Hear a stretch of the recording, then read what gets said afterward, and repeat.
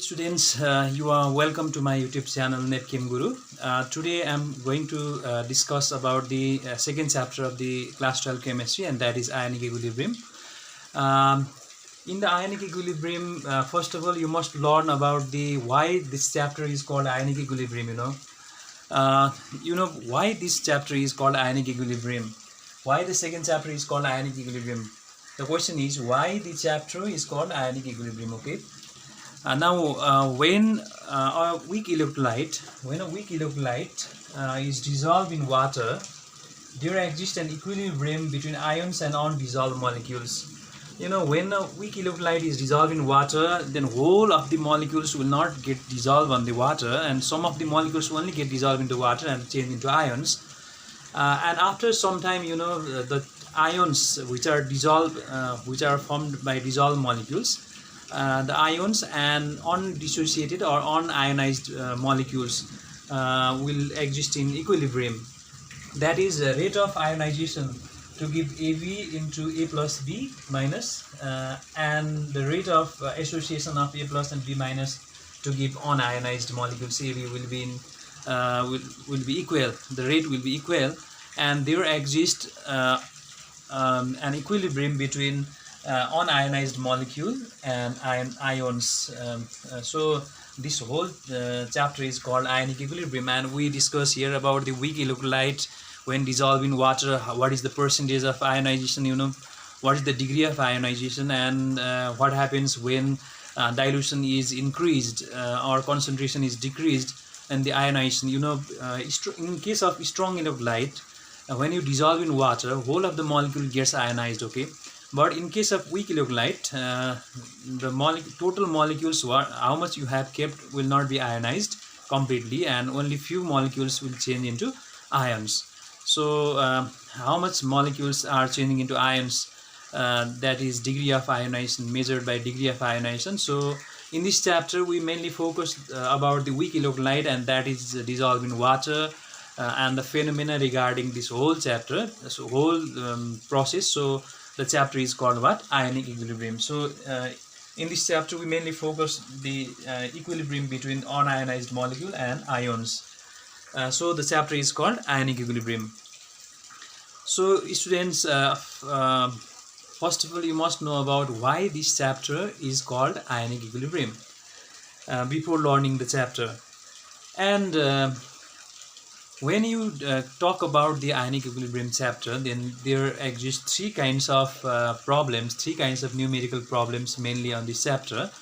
So these three topics on which you must know the numericals, the mathematical problems. I just mentioned here that which kind of three molecules you have to be prepared on this chapter. So at first, in ionic equilibrium, you must know about the numerical problems of Ostwald dilution law. Ostwald's dilution law. So students, do you know about the Ostwald dilution law? If not, then you must know about the Ostwald dilution law and its related numericals.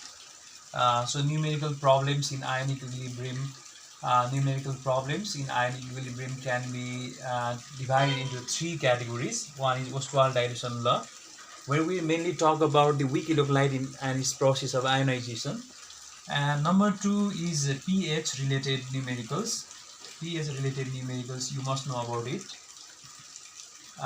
pH related numerical, what is pH and pOH, how do you calculate pH of the solution, then different kinds of solutions pH you must calculate. After giving pH, then how do you calculate the concentration. So many problems you discuss here in this ionic equilibrium chapter. Okay. Number third is solubility product and common ion effect. Solubility product and common ion effect. So the third related numericals in this chapter is solubility product and common ion effect related numericals. So students, in class 12 second chapter ionic equilibrium, you must know about three different kinds of numerical problems. The first one is Ostwald dilution law. There you discuss about the weak electrolyte, numerical problems related to weak electrolyte, and the second type is pH related numericals. and the third one is solubility product and common ion effect related numerical. So if you know these three types of numerical problems, then you don't be worry about the ionic equilibrium chapter, because only there are three kinds of numerical problems. Okay, so in today's class, today's video, I am going to discuss about the Ostwald dilution law related numerical problems. So in today's video, I just discuss here what is Ostwald dilution law and how do you solve the numerical problems related to Ostwald dilution law. So Ostwald dilution law statement of Ostwald dilution law. First of all, let us mention the statement. So Ostwald dilution law states that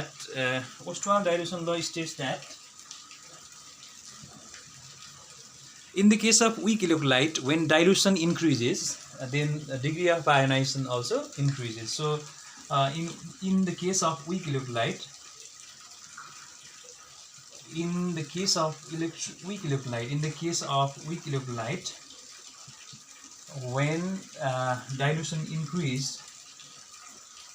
when dilution is increased, then degree of ionization increases. So this is the statement. Okay, it's a very simple statement. In the case of weak electrolyte, when you dissolve in water, then all the molecules will not be ionized at first. So only few molecules gets ionized. But when you increase the dilution, that means when you add solvent, or when you increase the dilution, or when you decrease the concentration, then at that time degree of ionization of the molecule will start to increase. So in the case of weak electrolyte, degree of ionization increases when dilution is increased. This is the statement of Ostwald dilution law. So this is the statement, and let us prove some ideas about the Ostwald dilution law. For the idea of proving some related some formulas, I am going to discuss here some of the ideas. So let us consider a weak electrolyte. AB. When AB gets ionized, at first it gives A plus and B minus, and that will be an equilibrium. So at first, when at T equals to 0, means when ionization is not started, at that time let us suppose that AB has concentration C mole per liter, and A plus and B minus will be 0 and 0. So after a certain time, after T equals to T, time of attaining equilibrium, then if ions are formed there, if alpha C is the A plus and alpha C will be B minus, then at that time out of C, alpha C will be changing into ions. So when one AB is changed into ion, then one A plus and one B minus is one A plus and one B minus is formed. For example, if you have HCl, then when you put in water, then one HCl when ionizes, it gives one H plus and one Cl minus. Okay. In a similar manner, if the A plus ionized, the number of ions formed is alpha C, concentration of A plus is alpha C, and concentration of B minus is alpha C, then the remaining AB, the unionized AB, unionized molecule AB will be equals to C. It was C first of all minus alpha C, because alpha C will be changing into ions. C minus alpha C will be the unionized molecules. So this is unionized molecules concentration, and these are the ions concentration. So at the time of equilibrium, at the time of ionic equilibrium, at that time the unionized molecule AB will remain as C minus alpha C, and A plus and B minus are alpha C and alpha C. So how is it? See, alpha is equals to number of ions divided by total number of molecules. So degree of ionization, what we call alpha is called degree of ionization. Degree of ionization is called alpha. So alpha, if you want to define alpha, then if you have put there total number of molecules and how much ions, how much molecules are changing to ions. So number of ions formed divided by total number of molecules is called degree of ionization. So for example, alpha, in this case, if you want to find out the degree of ionization alpha, the number of ions number of ions divided by total number of molecules you have put here C. Therefore, number of ions formed equals to how much? Alpha C. So during the ionization process, the number of ions, how much number of ions will be formed there is calculated by alpha into C by the definition of degree of ionization. So first of all, you friends, you identify the what is alpha. Alpha is surely the number of ions upon total number of molecules. So if you want to find out number of ions, how much number of ions will be there at equilibrium, then number of ions will be equals to alpha into C. So here we have A plus alpha C, and B minus is also the same equal, and that is alpha C. So out of C, then alpha C will be ionized, then C minus alpha C will be remain unionized molecule. So first of all, you understand like this way. Okay, we have considered the AB as a weak electrolyte. Now in class 11 chemical equilibrium, we have already learned about the law of mass action. So law of mass action we can apply here. Law of mass action. According to law of mass action, then KEQ, chemical equilibrium constant, KEQ equals to concentration of A plus multiplied by concentration of B minus divided by concentration of AB. This is the law of mass action. You know, you have already learned in class 11 about it. So product of concentration of products upon concentration of reactants, that is A plus multiplied B minus divided by AB.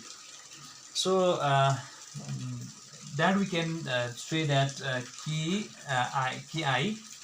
degree of ionization constant, we can call it Ki equals to what is A plus value in equilibrium condition? Alpha C multiplied by, this is also alpha C, divided by what is the concentration of unionized molecules at the time of equilibrium, that is C minus alpha C. C minus alpha C. So in this way, you can find out the ionization constant Ki. What do we call equilibrium constant, or Ki is equals to ionization constant, called as ionization constant. So Ki equals to alpha C into alpha C. Now you can simplify this into alpha square into C square divided by C. You can take common, and 1 minus alpha. C and C will be cut down. That is equals to alpha square C divided by 1 minus alpha. This is ionization constant Ki. So this is one of the form of Ostwald dilution law, but you can simplify it because alpha is very small as compared to 1. Because the degree of ionization 1 will be for strong electrolyte, and alpha is very smaller than 1. So alpha value can be neglected.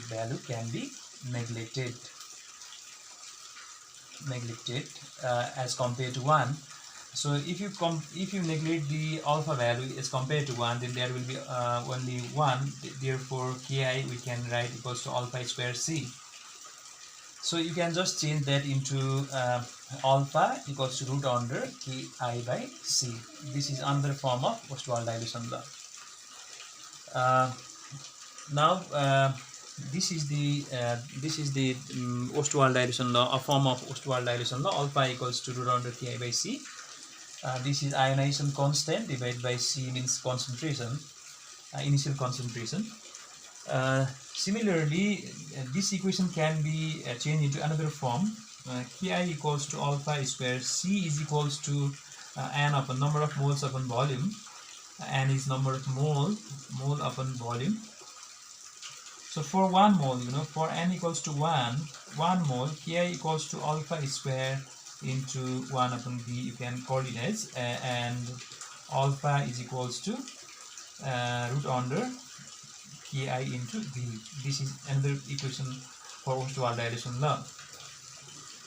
So from both equations, from this equation and this equation, we can conclude that if you increase the concentration, if you decrease the concentration, let us say dilution means decreasing concentration. If C is decreased, if C concentration is decreased, then alpha will increase, because they are inverse relations, you see, square root of concentration. So you can easily say that alpha is inversely proportional to square root of concentration. So when concentration is decreased or dilution, if you do dilution, then degree of ionization increases, or from this you can see that if you increase the volume, that is dilution. Dilution means increasing volume. If you increase the volume, then degree of ionization also increases. They are directly related. So friends, in this way you can derive the Ostwald dilution law and you can get the conclusion about the Ostwald dilution law. So we have two conclusions here. You can easily understand the two conclusions in Ostwald dilution law. One is alpha, or degree of ionization. This is degree of ionization. Degree of ionization alpha is directly proportional to root under V. One form is like this. Then alpha, degree of ionization, is inversely proportional to square root of concentration. So these two are the Ostwald dilution law, forms of Ostwald dilution. So you can easily conclude from here that B is dilution. Increasing B increasing means what? Dilution. So if you increase the B, then alpha will increase, degree of ionization increases. So here, if you decrease the concentration, then that is dilution. Concentration decreasing, concentration is dilution. Then in both case alpha value increases, right? So both equation conclude same. These two are the conclusion of Ostwald dilution law. So therefore, for weak electrolyte, for weak electrolyte on dilution, degree of ionization increases. This is the conclusion of Ostwald dilution law. So friends, first of all, you must know about the Ostwald dilution law and what is the conclusion of Ostwald dilution law. Ostwald dilution law simply says that on increasing dilution, or if you increase the volume of solution by putting solvent, if you decrease the concentration, then degree of ionization, means process of ionization, will start to increase and the alpha value will increase and more number of ions will be formed. So this is the conclusion of Ostwald dilution law. So at first you must know about the Ostwald dilution law, okay, in this ionic equilibrium chapter. Now what is the limitation of Ostwald dilution law? This is the merit, or this is the conclusion of Ostwald dilution law. Now I am going to talk about the limitation of Ostwald dilution law, okay. Limitation of Ostwald dilution law. Limitations of Ostwald dilution law. Every law has got its limitation, the law will not cover whole of the things and that will have always limitation. Now Ostwald dilution law also has got limitation. So what is the limitation of Ostwald dilution law? Let us see here. For a strong electrolyte, the law is not applicable. The law is not applicable. For a strong electrolyte, the law is not applicable because you have, the law is not applicable because alpha is equals to root under Ka by C. This kind of formula we have. So for a strong electrolyte, or we can simply write in another form. Ostwald dilution law can be written in another form also. So that is, Ka equals to alpha square C divided by 1 minus alpha. That you can write Ostwald dilution. You can write like this way. Now for a strong electrolyte, strong electrolyte means what? Like NaCl, sodium chloride, potassium chloride. When you dissolve in water, all of the molecule gets ionized. So degree of ionization alpha is equals to 1. At that case, when alpha equals to 1, 1 minus 1 is 0. So Ka is not defined. Ka is not properly defined, and you get 0 value for this. So Ostwald dilution law is not applicable for the strong electrolyte case. Okay, this is the demerit or limitation of the law. So Ostwald dilution law is strictly applicable for the weak electrolyte like acetic acid, CH3COS, acetic acid, ammonium hydroxide, right? Hydrogen cyanide, this kind of weak electrolyte. For example, weak electrolyte you can mention here acetic acid. All organic acids are weak electrolyte, and similarly this is acetic acid, and hydrogen cyanide, this is also weak electrolyte, hydrogen cyanide. Or you can have ammonium hydroxide, this is weak base, so ammonium hydroxide. These are the examples in which Ostwald dilution law is strictly applicable. So friends, first of all, you must know about the Ostwald dilution law, okay? I hope that you got it about the Ostwald dilution law. Now I am going to solve some numerical problems related to Ostwald dilution law. So after knowing this Ostwald dilution law, what are the numerical problems related to this Ostwald dilution law? Now numerical problems. Okay, let us see numerical problems. Let's go on number 1. First number. In first number, calculate degree of ionization. Calculate degree of ionization of 0.1 molar acetic acid. You know, acetic acid is a weak electrolyte. Calculate degree of ionization of 0.1 molar acetic acid having ionization constant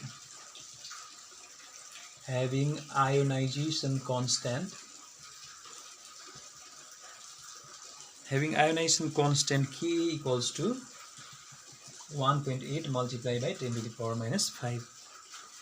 So this is one of the common numerical problems related to this Ostwald dilution law. Okay, how do you know that this is related to Ostwald dilution law? This acetic acid is a weak electrolyte.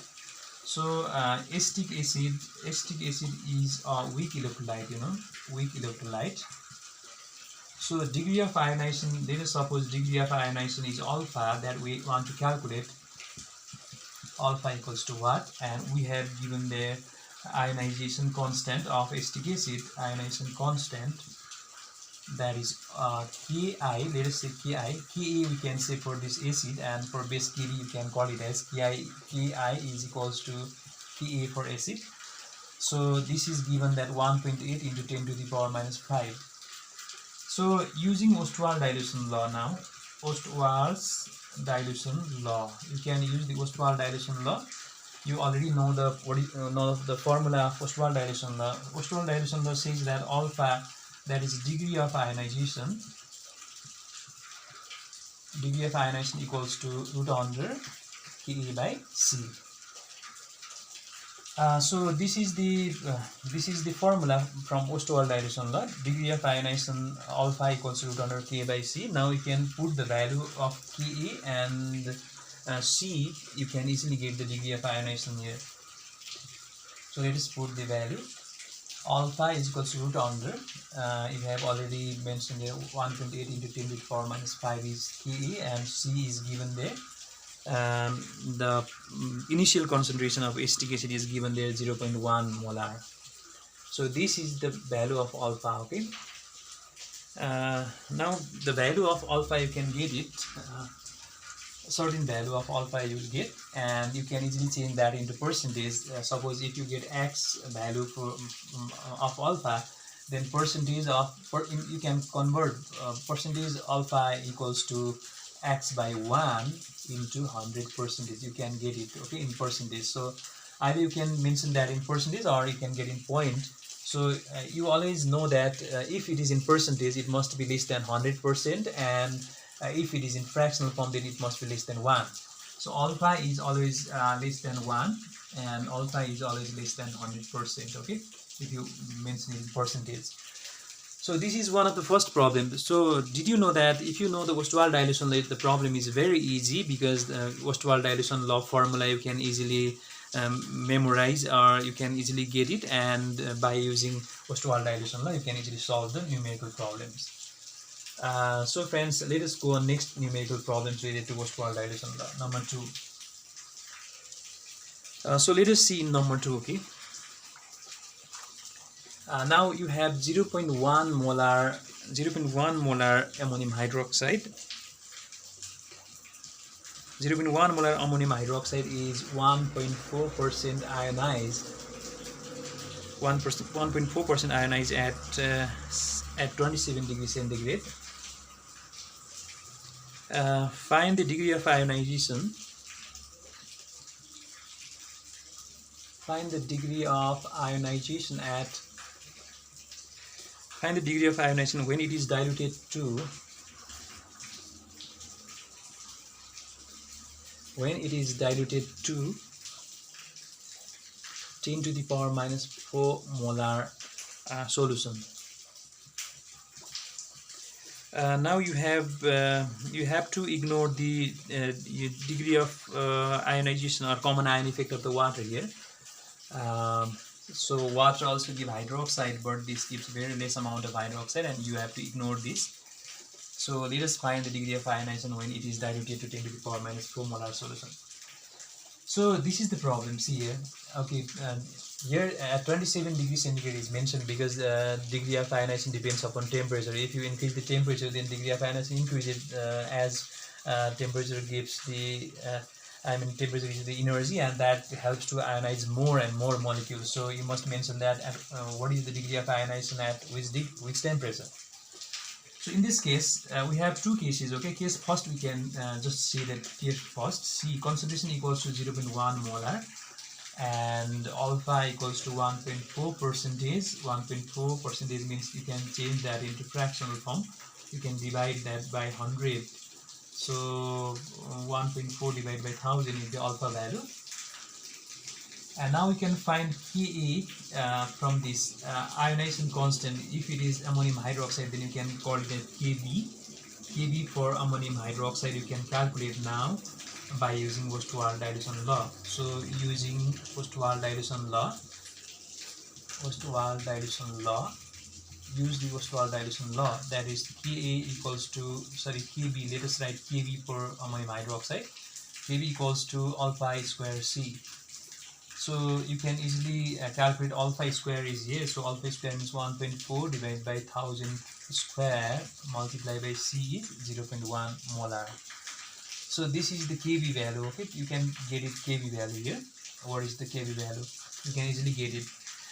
So this is the case first, and from the case first you calculate the ionization constant Kb, and now use that Kb value for second case. Now we can go on second case. Okay. Now case second. In case second, we can have C. C is we have 10 to the power minus 4 molar, and Kb is already constant for everywhere. What is the concentration? No problem. That ionization constant of ammonium hydroxide is always constant. So Kb is already got it 1.4 divided by 1000 whole square multiplied by 0.1. So now you can find out the degree of ionization in this case. So we have Ostwald dilution law again. Ostwald's dilution law. From Ostwald dilution law, alpha equals to root under Ka by C. You can easily get it. And Kb, let us write for ammonium hydroxide Kb equals to root under. Kb is already, we have 1.4 divided by 1000 whole square multiplied by 0.1 divided by C is already there, 10 to the power minus 4 molar. So you can get it alpha value here. Okay, what is the answer here? So in this way, Ostwald dilution law can be easily used to solve any kind of problems, any kind of numerical problems. Okay, if you know the Ostwald dilution law formula, the numerical problems related to this will be very easy, and you can easily solve it. Let us go on now third numerical problems. Okay,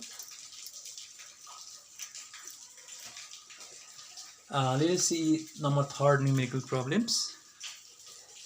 In third numerical problems, you have calculate the degree of ionization of hydrogen cyanide. Calculate the degree of ionization of hydrogen cyanide having concentration 0.01 molar. Now Ka is mentioned there. Ka of hydrogen cyanide equals to, given there, that is 4.8 into 10 to the power minus 10. This is given as ionization constant of hydrogen cyanide. Also calculate H plus and pH of the solution. So this kind of problem we have, see there, calculate the degree of ionization of HN. First of all, we have mentioned their concentration C is given there. I just write directly, you can write your language. Initial concentration is given as 0.01 molar for HCN, for hydrogen cyanide. And here given Ka, ionization constant Ka for HCN is given there 4.8 into 10 to the power minus 10. So you can calculate the alpha value by using Ostwald dilution law, Ostwald's dilution law. So use Ostwald dilution law here, because this is hydrogen cyanide is weak electrolyte. So we have alpha. To calculate alpha, you can use directly alpha equals to root under Ka by C you know, root under Ka. What is the value of Ka here? 4.8 into 10 to the power minus 10 divided by, what is the value of C here? C is given there 0.01. So you can get it alpha value. Okay, for example, as x, you can calculate it. So this you get in decimal form, that is less than 1, and you can change that into percentage by just dividing with 1 into x divided by 1 into 100%. You can get it, or alpha value you can even write in percentage form.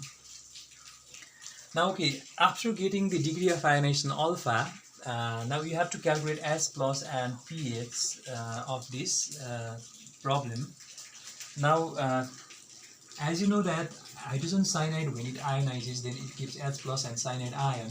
This will be C minus alpha C, and this will be alpha C and alpha C. So the amount of H plus is alpha C. Therefore, what is the concentration of hydrogen ion here? You can calculate alpha C. Alpha is already calculated as X. You have calculated as X, and X into C is given there 0.01 molar. So this X into 0.01, I mean degree of ionization into 0.01, if you do, then you get the concentration of H plus. After getting the concentration of H plus, you know, you get the pH value of the solution. pH equals to minus log hydrogen ion concentration. Then you can easily get it. Suppose if you get Y value here, then you can use the Y and you can get the pH value here. Okay, very easy. So after getting alpha, you know, alpha into C you can do for getting hydrogen ion concentration, and alpha C, if you get hydrogen ion concentration, if you get, then you can get it pH value also, because pH is negative logarithm of hydrogen ion concentration, minus log hydrogen ion concentration. So in this way you can easily solve the numerical problems. Okay, so friends, first of all, in this ionic equilibrium chapter, you must know about the Ostwald dilution law, and in which case you can use Ostwald dilution law for weak electrolyte. So you identify what is weak electrolyte, and if it is related to weak electrolyte, then the problems can be solved by Ostwald dilution law. So here I give some numerical problems that you can solve according to my concept here, what I have just described here. I'll give here some examples. So solve the numerical. Okay, just I give one problem to you. The pH of